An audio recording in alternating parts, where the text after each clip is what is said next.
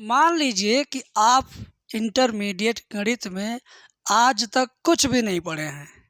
मान लीजिए कि डायरेक्ट आज आप मेरी वीडियो गलती से देख रहे हैं, तो ये भी मान लीजिए कि आज आप जो ये ऊपर मेरे ऊपर पीछे सवाल दिखाई दे रहा है ना, ये सवाल आपको समझ में आएगा, ये भी मान लीजिए। क्योंकि मेरे पढ़ाने के तरीके में, मैं अपनी तारीफ नहीं कर रहा हूँ, लेकिन मैं जान रहा हूँ कि मेरे पढ़ाने के तरीके से आप अगर आज तक मैथ का एक भी लाइन नहीं सॉल्व किए होंगे, बस इंटरमीडिएट मैथ ले लिए होंगे और एग्ज़ाम देने का सोच रहे हैं, तो ये सवाल आपको समझ में आएगा। इसमें ना बेसिक की ज़रूरत है, ना मीडियम की ज़रूरत है, ना एडवांस की ज़रूरत है। बस ज़रूरत है इस वीडियो को आखिरी समय तक वॉच करने का। तो क्या आप तैयार हैं? अगर तैयार हैं तो कमेंट सेक्शन में लिखिएगा तैयार हैं, ठीक है। और ये सवाल तो आपको समझ में आएगा, इस बात की पूरी फुल गारंटी है। बट आपसे या आपके छोटे भाई बहन रिश्तेदार पड़ोसी से मैं कहना चाहूँगा, जिनका भी गणित अभी तैयार नहीं है और उन्हें लगता कि वे गणित में ही सबसे कम नंबर पाएंगे, तो ऐसा अब नहीं है। 100 नंबर के पेपर में से 65-70 नंबर की तो फुल गारंटी है कि मैं तैयारी करवा दूंगा। क्योंकि मेरे पास वैसे वैसे सवाल की वीडियोज हैं, जो सवाल बार बार एग्जाम में आते हैं और वही मैं आपको देना चाहता हूं। तो इसे पाने के लिए आप मुझे इस नंबर पर कॉल कीजिएगा, ठीक है, और मेरी टीम से बात कीजिएगा। मात्र एक बार आपसे 200 रुपये फ़ीस लिया जाएगा। 200 रुपये की फ़ीस में आपको वो सारी वीडियो मिल जाएंगी। अब सारी वीडियो कितनी है? 95 वीडियो है। आप कहोगे 95 वीडियो बहुत ज़्यादा होता है। नहीं भाई, 10-10 मिनट का, 12-12 मिनट का, 8-8 मिनट का वीडियो है। सारी वीडियो का टाइम अगर जोड़ा जाए तो टोटल 16 घंटे होगा। और 16 घंटे की वीडियो कौन नहीं देख सकता है? एक दिन बैठो 4 घंटा देखो तो 4 ही दिन में ख़त्म। तो हम कहते हैं और भी विषय तो है, तो सिर्फ 2-2 घंटा अगर समय देंगे तो 8 दिन में समाप्त हो जाएगा सारा वीडियो जो मैं आपको दूंगा। तो अगले 8 दिन में दोहरा लो, अगले 8 दिन में दोहरा लो, अगले 8 दिन में दोहरा लो, इस तरीके से चलो ना। और जिन लोगों ने ले लिया वो लोग पढ़ रहे हैं, रिवीजन कर रहे हैं, एंजॉय कर रहे हैं, और उनको यकीन भी हो गया होगा कि हाँ वे कुछ मैथ में पा सकते हैं। तो आप भी फ़ोन करिएगा, देर मत कीजिएगा। प्लस ये सवाल जो मैं आपको बता रहा हूँ, इसे तो देख कर ही जाना है। लेना न देना, जरा इसे तो देख लेना। देख लो, सदिश वेक्टर ए बराबर इतना का सदिश वेक्टर बी बराबर इतना पर प्रक्षेप ज्ञात कीजिए। क्या ज्ञात कीजिए? प्रक्षेप। इसे सुनिए, इसे पढ़िए, इसे याद करिएगा। प्रक्षेप जब ज्ञात करना हो तो लिखेंगे क्या? वेक्टर ए का वेक्टर बी, यानी इसका वेक्टर बी पर प्रक्षेप, ठीक है। अब ये और ये तो तुम देख के यहाँ से लिख लोगे नहीं, और भी पर प्रक्षेप, प्रक्षेप भी तो यहाँ से देख के लिख लोगे। अब प्रक्षेप का सूत्र क्या होता है बताता हूँ।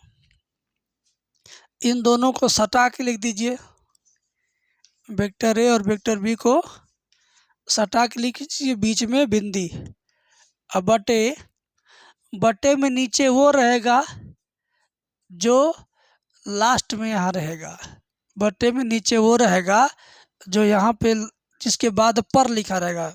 इसके बाद पर लिखा है ना, तो यही रहेगा बटा में नीचे। बस सूत्र आपका तैयार। अब आगे कैसे बढ़ेंगे वो तो और आसान है। देखिए, अब सिर्फ देख के लिखना है, नकल करके लिखना। कहाँ नकल करना है? इसी सवाल में ही नकल कर लेना है। वेक्टर ए की जगह पर क्या लिखना है? वेक्टर ए का ये वाला मान यहाँ से देखो, नकल करो यहाँ से और यहाँ लिखो, ब्रैकेट में बंद करके यहाँ से यहाँ तक देख के लिख दो, ठीक है। कोष्टक बंद, ये बिंदी देख के लिख दो। इसका मान अब यहाँ से देख के नकल करो, यहाँ लिखो। नकल करना तो तुम्हें बड़ा अच्छा लगता होगा।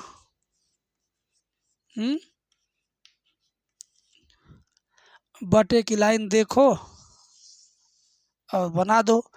अब वेक्टर बी रहेगा ऐसे माड में, वेक्टर बी रहेगा ऐसे, दो गो खड़ा खड़ा डंडा के बीच में इसको बंद कर दो, खड़ा खड़ा डंडा के बीच में उसको बंद कर दीजिए। इसको पढ़ते हैं माड वेक्टर बी। क्या पढ़ते हैं? माड वेक्टर बी। ठीक है, अब इसका सूत्र क्या होता है भाई, जानना तो जरूरी है ना। इसका सूत्र क्या होता है तो बताते हैं। करड़ी बन जाएगी, करड़ी में वेक्टर बी, यहाँ देखो यहाँ देखो यहाँ देखो, तो सिर्फ गुणांक लिखना है और स्क्वायर लगा लगा के प्लस कर देना है। आई के बगल में कुछ भी नहीं लिखा है, तो यहाँ जहाँ मैं रगड़ रहा हूँ अंगुली से, यहाँ पर 1 लिखा है। कितना? 1। तो 1 का स्क्वायर लिख दो, प्लस जे के बगल में क्या है? 2 है, 2 का स्क्वायर लिख दो। और यहाँ देखो के बगल में क्या है? के बगल में क्या है? 1 है। नहीं दिखाई देगा तो 1 लिख देंगे, तो 1 है, 1 का स्क्वायर लिख दो। ठीक है, आगे आओ। अब देखो गुणा का तरीका क्या होगा। गुणा का तरीका, आई वाले का गुणा सिर्फ आई वाले से होगा और किसी से नहीं। ये समझो ऐसे है, क्लास 10th का लड़का 10th की लड़की से, नहीं ये सब बात नहीं, ये सब नहीं, ये सब एग्जाम्पल नहीं, शादी वाली बात करा जाए। हाँ, कि अगर कोई आई वाला बिरादरी का है तो उसकी शादी आई वाले बिरादरी से होगा और किसी से नहीं।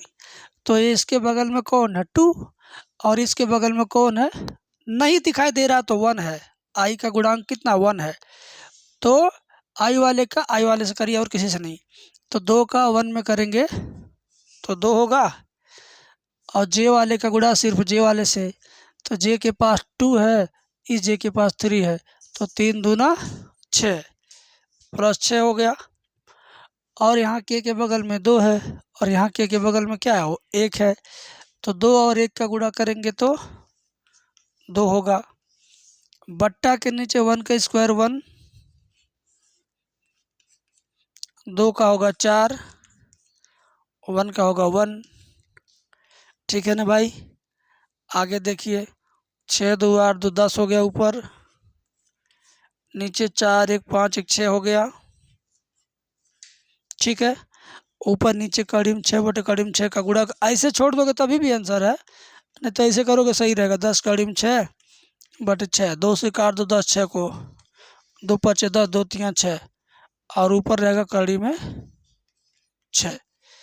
बस हो गया आंसर।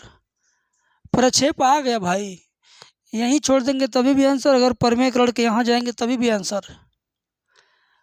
तो भाई कमेंट में लिख देना समझ गए कि नहीं, बाकी आपकी मर्जी। वीडियो शेयर करना, लाइक करना, चैनल को सब्सक्राइब करके ऑल नोटिफिकेशन दबाना, ये तो आपको पता होगा ना, कर दीजिए। Thank you.